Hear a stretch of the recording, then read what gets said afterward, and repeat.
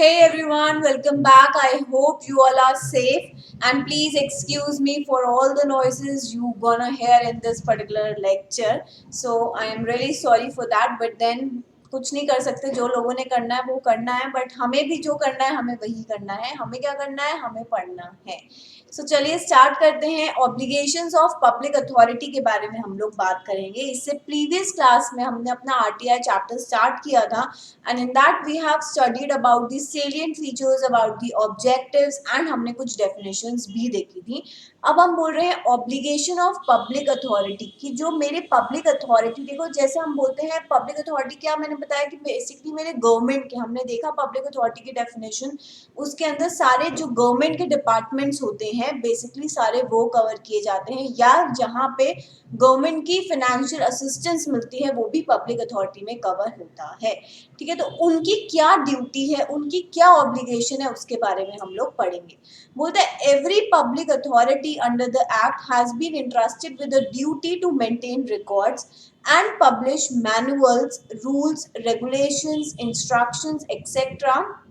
in its possession as prescribed under the act। क्या बोल रहा है, हर एक पब्लिक अथॉरिटी जो every public authority under the act, उनके उनके ऊपर एक ड्यूटी है क्या मेंटेन करना, रिकॉर्ड्स मेंटेन करना, बुक्स मेंटेन करना, उनको पब्लिश करवाना, ठीक है, रेगुलेशंस लेके बताना, रूल्स बताना, ये सारा काम करना उनकी ड्यूटी है। अब देखो ये जो बात अभी हम पढ़ने वाले हैं ये तब की है जब कोई एक्ट, देखो बोलता है as per section 4 subsection 1 clause B every public authority has to publish within 120 days of the enactment। जब से ये एक्ट आया था, मतलब 2005 में जब ये एक्ट आया था, वहां से हर एक पब्लिक अथॉरिटी की क्या ड्यूटी थी कि विद इन 120 डेज उनको ये सारी चीजें पब्लिश करनी थी। तो आप समझ सकते हो ये एग्जाम परस्पेक्टिव से इतना इंपॉर्टेंट नहीं है। Nobody is that much free कि आपसे इतना पीछे जाके कुछ पूछे कि उस समय जब एक्ट आया था तो मेरे पब्लिक ऑफिशियल्स की, पब्लिक अथॉरिटी की क्या ड्यूटी होती थी।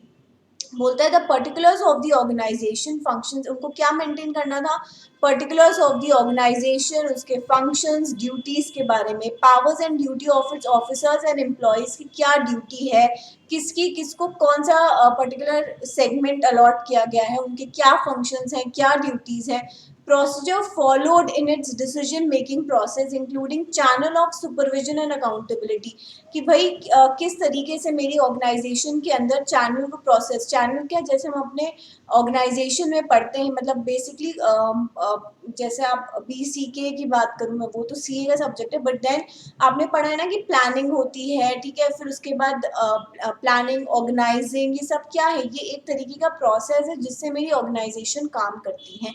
और उसके अंदर कौन किसको रिपोर्ट करेगा, इसका सुपीरियर, इस पर्टिकुलर डिपार्टमेंट का रिपोर्टिंग पर्सन कौन होगा, वो सारी चीज़ों के बारे में उनको बताना था within 120 days. The norm set up by it and the discharge of its functions, ठीक है, rules, regulation, instruction, manuals by use by its employ for discharge, वो अपने एम्प्लॉयज उनके फंक्शंस को कैसे डिस्चार्ज करते हैं, क्या रूल्स को फॉलो करते हैं, वो बताना। particulars of facility available to citizens for obtaining information including working hours of library, reading room if maintained for public use। if at all किसी public authority ने एक अलग से डिपार्टमेंट बनाया हुआ है जहाँ पे सिटीजन्स जाके इंफॉर्मेशन को रीड आउट कर सकते हैं, वो लाइब्रेरी अगर है तो उसकी क्या टाइमिंग्स है वो बताना, ठीक है। The name, designation and other particulars of public information officer, जैसे मैंने बताया हर एक डिपार्टमेंट में एक अलग सेगमेंट होता है जो आपकी सारी आरटीआई से डील करता है, ठीक है। ये उनका काम होता है कि जो उनको सिटीजन्स ऑफ इंडिया से आरटीआई की एप्लीकेशंस आती हैं उनको सबको एक with in the set time frame information देना, ये उस डिपार्टमेंट का काम होता है। तो बोलता है वहाँ पे कौन बंदा रिस्पॉन्सिबल है, उसकी क्या डेजिग्नेशन है, सब कुछ पीआईओ के बारे में बताना था उनको जब ये एक्ट आया था within 120 days. Now designation of the public information officer, PIO stands for, अब तक पता चल गया होगा, पब्लिक इंफॉर्मेशन ऑफिसर। बोलता है every public authority has to designate in all administrative units, offices, central or state publication information officer to provide information to person who have made request for the information। as I told you कि हर एक department के अंदर एक अलग segment बनाया गया, administrative units बनाए गए चाहे वो मेरा सेंट्रल इंफॉर्मेशन का था या मेरा स्टेट इंफॉर्मेशन के सेंटर्स थे, हर अपने अपने कमीशंस के हिसाब से उनके ऑफिसर्स अलॉट किए गए। जो भी सिटीजन इंफॉर्मेशन मांगेगा उसको प्रोसेस करने का काम किनका होगा, इन लोगों को होगा, जिन लोगों को वहाँ पे डेजिग्नेट किया गया है। Designate at each sub divisional level और सब district level central assistant or state assistant public information officers to receive the application or for information or appeals for forwarding the same to the central or state public information officer। देखो आप लोग आगे पढ़ोगे भी, अगर मेरे public information officers आपके application को एक्सेप्ट नहीं करते हैं, then you have the authority, आप किसको अपील कर सकते हो, सेंट्रल और स्टेट पब्लिक इंफॉर्मेशन को अपील कर सकते हो अगर आपकी बात की सुनवाई नहीं होती है तो। No reason to be given by the person, इसको हाईलाइट कर लो कि अगर मैं कुछ आरटीआई के थ्रू कुछ जानना चाहती हूँ तो मुझसे पूछा नहीं जाएगा कि आप ये क्यों जानना चाहते हैं या आपका मोटिव क्या है। बोलते हैं no reason to be given by the person making the request for information except those that may be necessary for contacting him. ठीक है, तो हमें क्या समझ में आया कि जो बंदा आरटीआई फाइल कर रहा है उससे कभी भी रीजन नहीं पूछा जाएगा कि आपको ये इंफॉर्मेशन क्यों चाहिए। No reason to be given by the person making request for information except those that may be necessary for contacting him. Now request for obtaining information, अगर मुझे information चाहिए तो मुझे कब कितने टाइम में किसको कोऑर्डिनेट करना होगा, किससे मुझे रिक्वेस्ट मतलब रिक्वेस्ट फॉर ऑब्टेनिंग इन्फॉर्मेशन मैं किसको करूँगी। The act specifies the manner in which the request may be made by a citizen to the authority for obtaining information. It also provides for transferring the request to other concerned public authority who may hold information। हो सकता है हमने क्या किया हमें नहीं पता, इतना इतने लोग कई बार अवेयरनेस नहीं होती है कि ये डिपार्टमेंट किस कैटेगरी में फॉल होता है। अगर हमने किसी और डिपार्टमेंट में अपनी आरटीआई फाइल कर दी और उनको लगा कि ये तो हमारे डिपार्टमेंट से मैटर नहीं रखता है, तो फिर वो अपने आप ही जिस पर्टिकुलर डिपार्टमेंट से वो कंसर्न होगा उनको फॉरवर्ड कर देंगे। Application is to be submitted in writing, ये इंपॉर्टेंट है। आपकी एप्लीकेशन कैसे होनी चाहिए, राइटिंग में होनी चाहिए, प्लीज हाईलाइट कर लो। और इलेक्ट्रॉनिकली भी चलती है विद द प्रिस्क्राइब्ड फी होनी चाहिए to publication information to public information officer. तो पब्लिक इंफॉर्मेशन ऑफिसर को मैं कैसे अपनी एप्लीकेशन दूंगी, तीन चीजों में, राइटिंग में दूंगी या तो, ठीक है, या इलेक्ट्रॉनिकली दूंगी, और ऑब्वियसली जो फीस एप्लीकेबल होगी उस फीस के साथ फीस को पे करके दूंगी। And when I am saying that it should be in writing, तो it could be in any language, English, Hindi और द रीजनल लैंग्वेज जहाँ पे भी आप फाइल कर रहे हो, जो भी डिपार्टमेंट है, the language in which you are comfortable in. ठीक है, तो आप उसमें लिख सकते हो, इलेक्ट्रॉनिक भी दे सकते हो, और जो फीस वहाँ पे एप्लीकेबल है उसको पे करके ही आप पीआईओ को अपनी एप्लीकेशन सबमिट करोगे। अब देखो, information to be provided within 30 days. मैंने क्या बोला था कि ये ऐसा नहीं है कि अगर गवर्नमेंट डिपार्टमेंट को हम चिट्ठी भेज रहे हैं फॉर गेटिंग सम इंफॉर्मेशन तो वो टाल सकते हैं। हमने बोला नहीं, इतना स्ट्रिक्ट मैकेनिज्म हो गया है कि आपको विद इन 30 डेज के अंदर अंदर उन्हें जवाब देना होगा, उन्हें वो इंफॉर्मेशन प्रोवाइड करनी ही होगी। ठीक है, तो विद इन 30 डेज वो क्या कर सकते हैं, आपको जो इंफॉर्मेशन चाहिए वो या तो वो प्रोवाइड कर देंगे या फिर वो आपकी एप्लीकेशन को रिजेक्ट या रिफ्यूज भी कर सकते हैं। किस बेसिस पे, मान लो आपने कुछ ऐसी बात उनसे पूछी है जो अभी हम एग्जेम्प्टेड की कैटेगरी में आती है कि इंडिया की सिक्योरिटी से रिलेटेड है। ठीक है, मान लो कोई कॉन्फिडेंशियल मैटर से रिलेटेड है between the Indian government and government of some other country, तो कुछ ऐसी चीजें हैं जो डिस्क्लोज नहीं करी जा सकती, वो एग्जेम्प्टेड की कैटेगरी में। अगर if it all you have asked the information related to that particular topic, तो ऑब्वियसली विद इन 30 डेज वो आपकी एप्लीकेशन को या तो एक्सेप्ट करके इंफॉर्मेशन दे देंगे या रिजेक्ट या रिफ्यूज भी कर सकते हैं। बोलता है 35 days where the request is given to assistant PIO. हमने क्या बोला था, यहाँ पे दो ऑफिशियल्स की बात हो रही है, पब्लिक इंफॉर्मेशन ऑफिसर और दूसरा क्या था, असिस्टेंट पब्लिक इंफॉर्मेशन ऑफिसर। तो बोलता है 35 डेज किसके केस में, अगर आपने रिक्वेस्ट किसको फाइल करी है, असिस्टेंट पब्लिक इंफॉर्मेशन ऑफिसर को। अगर पब्लिक इंफॉर्मेशन ऑफिसर को करी है तो 30 डेज, इनको करी है तो 35 डेज। बोलते हैं 40 डेज का भी टाइम है if the interest of the third party is involve. जैसे मैंने बोला था, एक पब्लिक अथॉरिटी जब दूसरी पब्लिक अथॉरिटी से कोई इंफॉर्मेशन मांगना चाहती है तो हम उसको थर्ड पार्टी की डेफिनेशन में इंक्लूड करते हैं, अपार्ट फ्रॉम द इंडिविजुअल्स, ठीक है, अपार्ट फ्रॉम द सिटीजन्स। अगर कोई और इंफॉर्मेशन मांगता है तो फिर वो थर्ड पार्टी की कैटेगरी में आते हैं। बोलते हैं अगर रिक्वेस्ट थर्ड पार्टी से आई है, ठीक है, 40 days if the interest of third party is involve, तो आप 40 दिन के अंदर अंदर उन्हें आपको इन्फॉर्मेशन प्रोवाइड करनी होगी। एंड देखो उसके बाद 48 आवर्स वेयर द लाइफ और लिबर्टी इज इन्वॉल्व।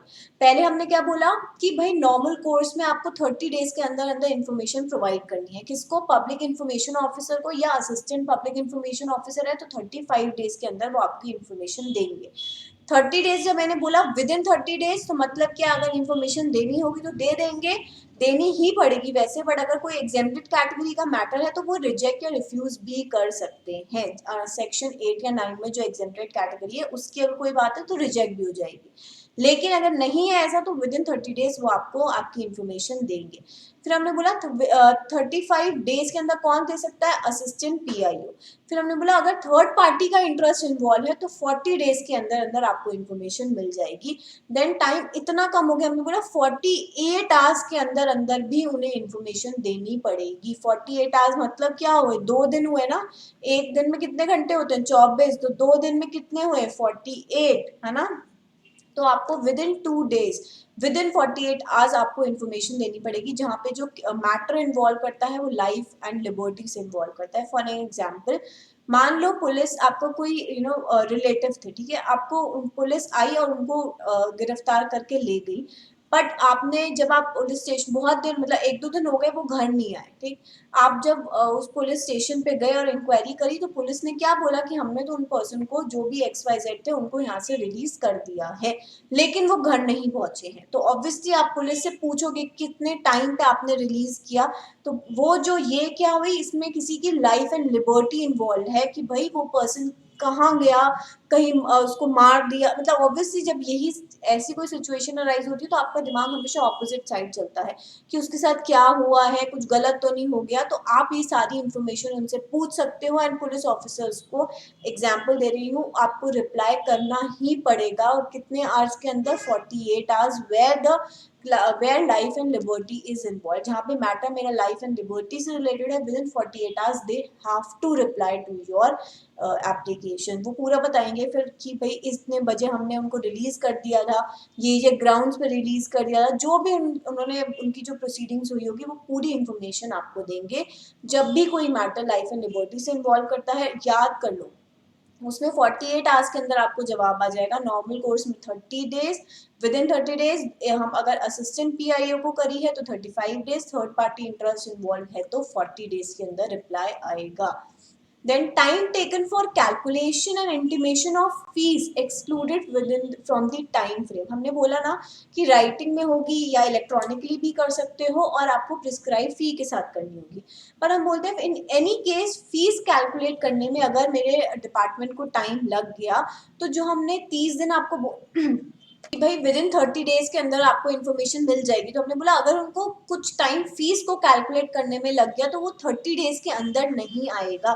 मान लो 5 दिन लग गए तो आप ये नहीं बोल सकते कि विद इन 30 डेज ही आपको इन्फॉर्मेशन देनी थी, आपने तो 35, हमने बोला नहीं, ये जो जितना भी उनको टाइम लगा इन कैलकुलेशन ऑफ फीस वो एक्सक्लूड कर दिया जाएगा।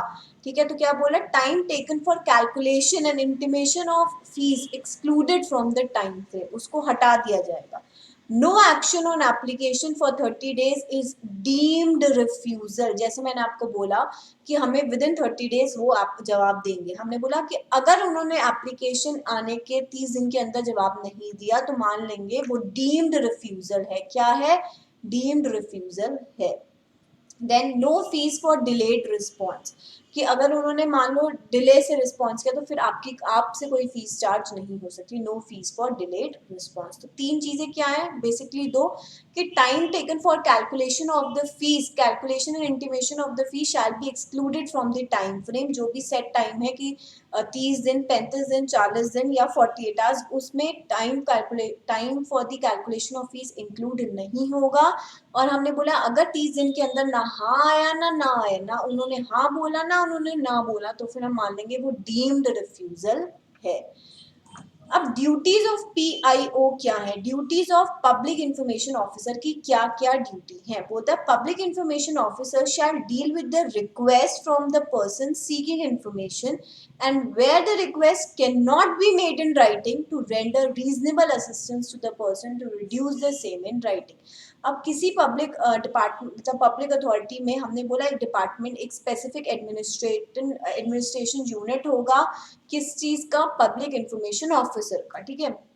आप अपनी एप्लीकेशन वाले के जाओगे तो ऑब्वियसली वो आपको एंटरटेन करेंगे। एंटरटेन मतलब ये नहीं कि आपका मनोरंजन करेंगे, मतलब क्या आपके एप्लीकेशन को एक्सेप्ट करेंगे, जो रिक्वेस्ट आप कर रहे हो उसको एक्सेप्ट करेंगे। लेकिन अगर कोई ऐसा पर्सन है जिसको मान लो लिखना नहीं आता है, तो हमने कहीं पे भी नहीं पढ़ा कि ओरली भी आप एप्लीकेशन को एक्सेप्ट कर सकते हो, तो फिर वो आपको असिस्टेंस प्रोवाइड करेंगे, किसी को अलॉट करेंगे पर्सन को कि वो आपकी बात को इन राइटिंग वहां पे लिखेगा एप्लीकेशन में और फिर वो आप सबमिट करोगे। बोलता है if the information requested for is held by और is subject matter is closely connected with the functions of another public authority, PIO shall transfer within 5 days the request to that other public authority and inform the applicant immediately। जैसे मैंने बोला कि भाई आपने वहाँ file कर दिया एक डिपार्टमेंट के अंदर, मान लो आपने टेलीकॉम से रिलेटेड था तो आप किसके पास गए, आप टेलीकॉम अथॉरिटी के पास गए, आपने वहाँ से पूछा कि भाई मैं मेरा इस बार, या चलो इलेक्ट्रिक था एग्जाम्पल, सच में है ये रियल कि एक मेरे रिलेटिव थे, उनका एक टाइम पे एक मतलब ड्यूरिंग द सर्टेन टाइम एक महीने में बिजली का जो बिल है ना वो 15,000 आया, जबकि देवर ओनली 2 पर्सन लिविंग, ठीक है। तो 2 पर्सन कितना एसी कितना ही क्या चला लेंगे, ठीक है। 15,000 आया, जो कि उनकी पूरी लाइफ में ऐसा कभी नहीं आया था, एजेड कपल थे।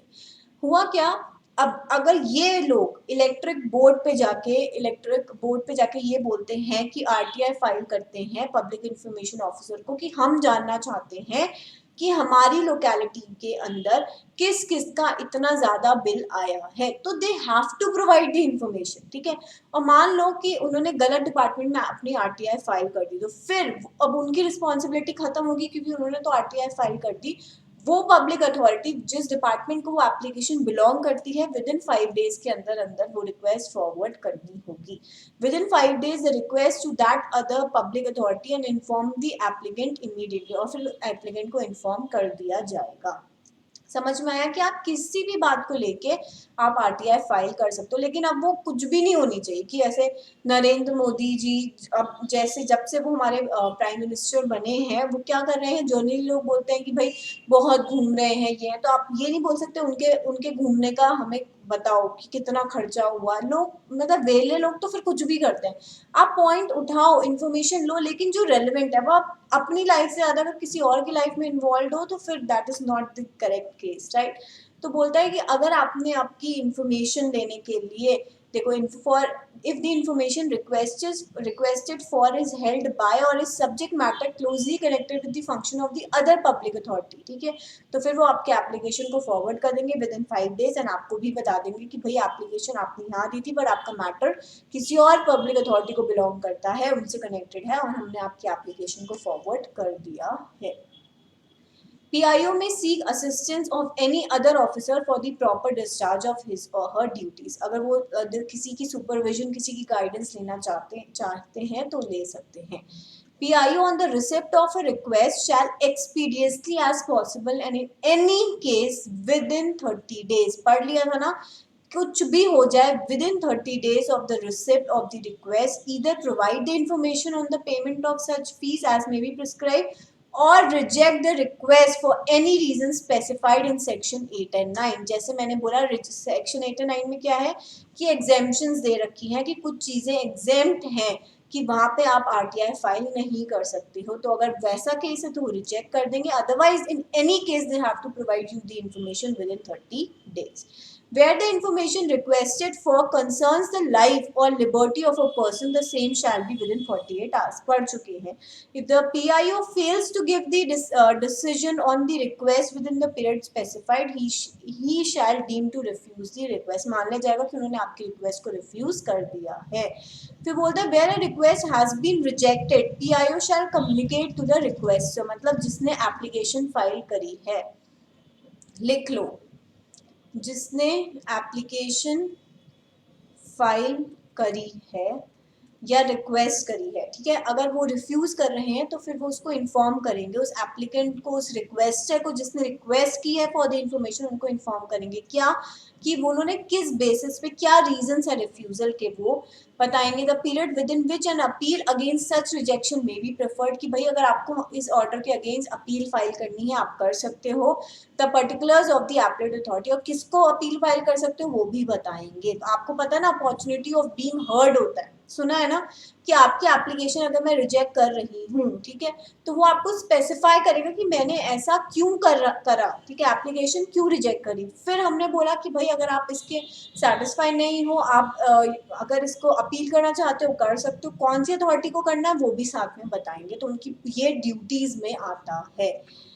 अब देखो इंपॉर्टेंट चीज, एग्जेम्पशन फ्रॉम डिस्क्लोजर, क्या क्या चीजें मुझे डिस्क्लोज करने से मैं एग्जेम्प्ट हूँ, मैं मतलब पब्लिक अथॉरिटी क्या क्या चीजें डिस्क्लोज करने से एग्जेम्प्ट है। लिख लो, क्या लिख लो, पूरी लाइन लिख लो, क्या क्या चीजें पब्लिक अथॉरिटी डिस्क्लोज करने से एग्जेम्प्ट है। अब वो ही सारी चीजें हम लोग बात करेंगे।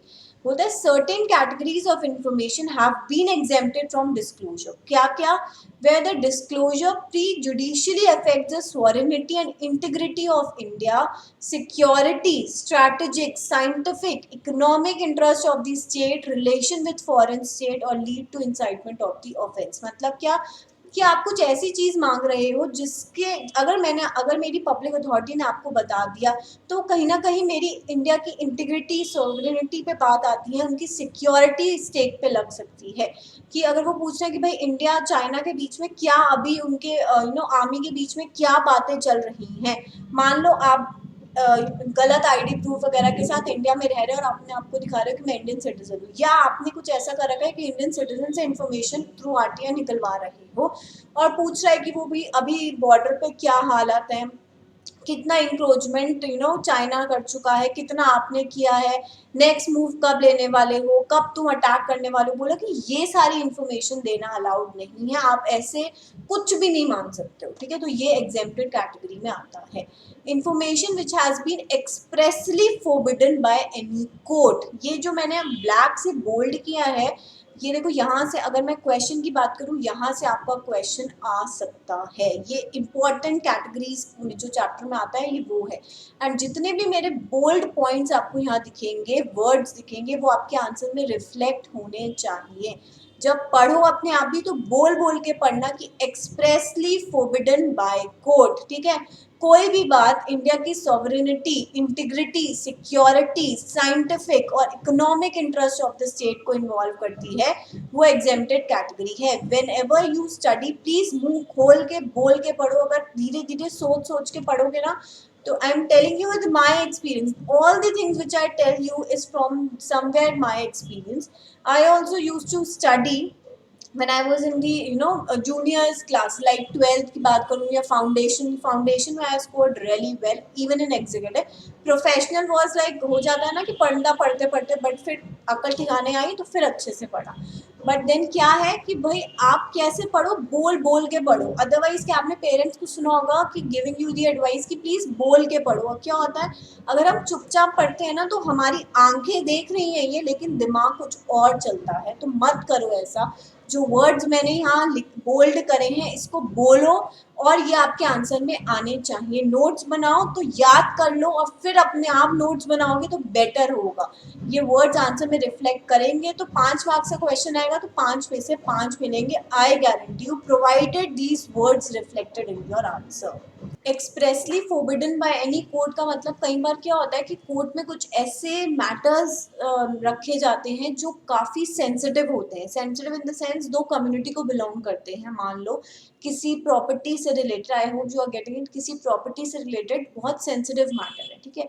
अब उसमें दोनों के जैसे एडवोकेट्स ने अपने अपने पक्ष रखे और एक दूसरे के बारे में कुछ बोला। अगर वही चीज़ पब्लिकली पब्लिश कर दी गई या इंफॉर्मेशन प्रोवाइड कर दी दी गई, it can make hell lot of cures. तो वो उससे रोकने के लिए, बचने के लिए, राइट्स वगैरह को रोकने के लिए, पब्लिक के सेंटिमेंट्स को हर्ट ना हो, वो सब के लिए आप अगर कोर्ट मना करता है कि ये चीज़ पब्लिकली अवेलेबल नहीं करी जाएगी, तो फिर आप आरटीआई में उन चीज़ों को नहीं मांग सकते हो। कौन सी? Expressly forbidden by the court और ट्रिब्यूनल, और डिस्क्लोजर ऑफ विच में constitute contempt of court. Then ये थर्ड है, राइट। ये क्या बोलता है? Where the disclosure could cause breach of privilege of parliament और स्टेट लेजिस्लेचर। बेसिकली बोलता है कि प्रिविलेज ऑफ पार्लियामेंट या स्टेट लेजिस्लेचर को अगर ब्रीच हो रहा है तो ऐसा कुछ भी आप डिस्क्लोज नहीं कर सकते हो। फोर्थ बोलता है information including commercial confidence, trade secret, intellectual property. अब किसी के मान लो ट्रेड सीक्रेट तो हमें पता है ना, हमारे आईपीआर इंटेलेक्चुअल प्रॉपर्टी राइट्स में एक चैप्टर है, प्रोफेशनल वगैरह आप ये सब्जेक्ट को ऑप्ट करते हो, उसमें एक चैप्टर है अलग से ट्रेड सीक्रेट, ठीक है। ट्रेड सीक्रेट क्या है? उसमें एग्जाम्पल आपको क्या मिलेगा? कॉमनली कोक, ठीक है, कोक जो हम बोलते हैं, कोका कोला, वो उसका क्या फॉर्मूला है? नो बडी नोज। सिर्फ 2 लोग हैं, आई गेस वो ब्रदर हैं या I don't know, I don't actually remember it, कि वो लोगों ने ही कोक को कुछ ऐसे फॉर्मूलाज हैं जिससे कोक बनी।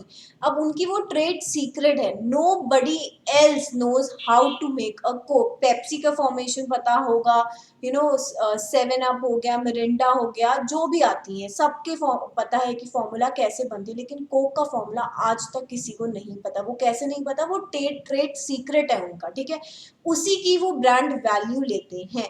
तो if you are asking or if you are filing the request for getting the information about somebody else trade secret, तो वो नहीं दिया जाएगा। किसी इंटेलेक्चुअल प्रॉपर्टी, किसी की इंटेलेक्चुअल प्रॉपर्टी में देखो बहुत सारी चीजें आती हैं, ज्योग्राफिकल इंडिकेशंस भी आता है, सॉरी ट्रेड सीक्रेट जैसे मैंने बोला, पेटेंट, कॉपीराइट, ठीक है, ट्रेडमार्क, ये कॉमन चीजें हैं। बाकी ज्योग्राफिकल इंडिकेशंस हो गई, डिजाइन्स हो गए, ट्रेड सीक्रेट हो गया, ये सारी मेरे इंटेलेक्चुअल प्रॉपर्टी के अंदर कवर होता है। अगर आप मान लो अपने कॉम्पिटिटर के बारे में कुछ जानना चाहते हो और उसने कॉपीराइट ले रखा है या ट्रेडमार्क कर रखा है, अब उससे आप इंफॉर्मेशन, उससे रिलेटेड इंफॉर्मेशन निकलवाना चाहते हो, या कि भाई इस पर्सन ने क्या ट्रेडमार्क फाइल कर रखा है इस लोगो को लेके, या इसने ये कॉपीराइट कर रखा है इसको लेके, तो हमने बोला ऐसी इंफॉर्मेशन मिलना आपको अलाउड नहीं है। तो अभी तक 4 बातें पढ़ी हैं। पहली हमने क्या, जो जो याद है वो बता सकते हो। हमने बोला कि भाई इंडिया की सॉवरेनिटी, इंटीग्रिटी, सिक्योरिटी से रिलेटेड, साइंटिफिक, इन सारी चीज़ों से रिलेटेड आपको इन्फॉर्मेशन नहीं मिल सकती है। सेकेंड हमने क्या बोला, जो चीज़ें एक्सप्रेसली फोरबिडन बाय कोर्ट है, आप उनके बारे में राइट टू इंफॉर्मेशन नहीं है आपका। थर्ड हमने बोला breach of privilege of parliament और स्टेट लेजिस्लेचर। फोर्थ हम बोल रहे हैं related to commercial confidence, trade secrets, intellectual property, where disclosure would harm the competitive position of the third party or available to a person in his fiduciary relationship unless larger public interest so warrants, ठीक है।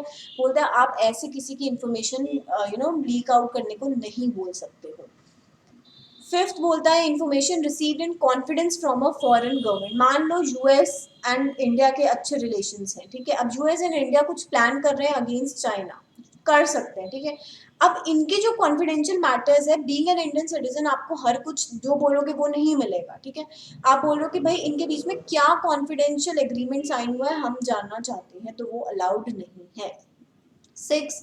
Information the disclosure of which endangers life or physical safety of any person और identifies confidential source of information और assistance। मान लो कहीं पे जैसे news channels हैं, अब क्या है कि भाई न्यूज़ चैनल्स पे जो बात, मतलब मुझे भी कहीं ना कहीं लगती है कि आप कुछ भी, मेरी गवर्नमेंट अगर अलग से मूव बना रही है कि, तो वो लोग पहले ही बताने लग जाते हैं, चाहे वो इन्फॉर्मेशन जितनी भी रिलायबल हो कि यहाँ पे ये अटैक होने वाला है, या वो प्लान करें जबकि ऐसी प्लानिंग नहीं हो। मान लो कोई टेररिस्ट अटैक हो रहा है, ठीक है, अब वहाँ पे किसी की लाइफ एंड सेफ्टी का मैटर है कि भाई आपको जितने भी, जैसे मैं ताज की बात करूँ, वहाँ पे मान लो टेररिस्ट अटैक जब हुआ था, उस समय अगर हम कोई पर्सन अंदर जो बैठे हैं वो आपकी इन्फॉर्मेशन लीक कर रहे हैं, बाहर मीडिया में आ रही है कि इतने लोग अभी भी इस रूम में सेफली हैं, तो ऑब्वियसली टेररिस्ट क्या करना है, ज़्यादा से ज़्यादा लोगों को मारना है। अगर आप यही इन्फॉर्मेशन जिससे किसी की पर्सनल लाइफ एंड लिबर्टी पे इम्पैक्ट पड़ा है वो अगर आप बाहर पहुँचाते हो, तो वो ऐप ऐसा नहीं कर सकते हो। जैसे मैंने बोला मीडिया, वहाँ पे कवरेज होती है, जहाँ पे भी कोई ऐसी एक्टिविटी चल रही है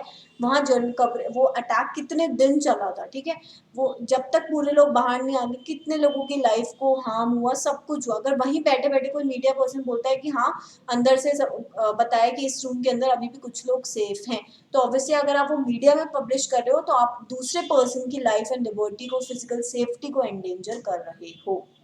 देन सेवेंथ क्या है, information that would impede the process of investigation, investigation में बांधा डालना, ठीक है, और एप्रीहेंशन और प्रोसिक्यूशन ऑफ ऑफेंडर, कि भाई आप जो इन्फॉर्मेशन मांग रहे हो वो बेसिकली इन्वेस्टिगेशन को कहीं ना कहीं हैम्पर कर रहा है, तो ऐसी इन्फॉर्मेशन आपको नहीं दी जाएगी। Cabinet papers including records of deliberations of council of ministers, secretaries and other officers.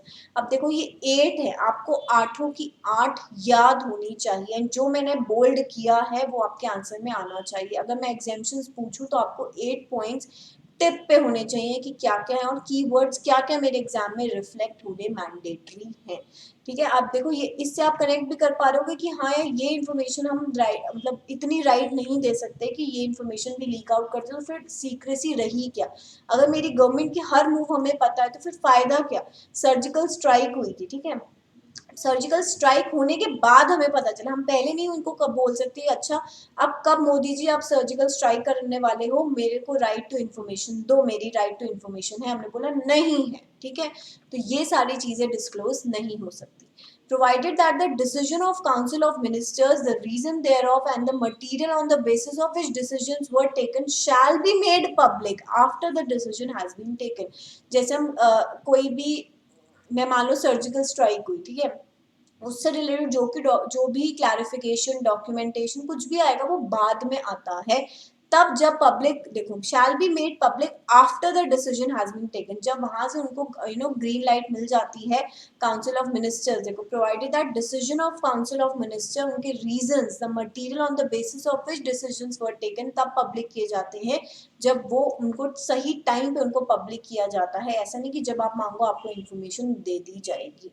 Provided and the matter is complete or over, बोलता है provided further that those matter which come under the exemption specified in this section shall not be disclosed, personal information which would cause evasion of privacy unless larger public interest justifies it। अब आप किसी की right to privacy, पता है ना, आप किसी की प्रिवेसी नहीं छीन सकते हो कि तुम मुझे बताओ तुम इस घर, अब घर में इस समय क्या करते हो, कहाँ जाते हो, you can not ask all such things. तो बोलता है ये भी एग्जाम्पशन में आता है, नहीं तो लोग आपको जीने नहीं देंगे, बोलेंगे हर एक कोई ना कोई भेजता रहेगा आरटीआई कि हमें बताओ कि यहाँ पे ये इस समय क्या कर रहा है। बोलता है ऐसी राइट टू प्रिवेसी है, किसी की प्रिवेसी को आबाद नहीं कर सकते हो।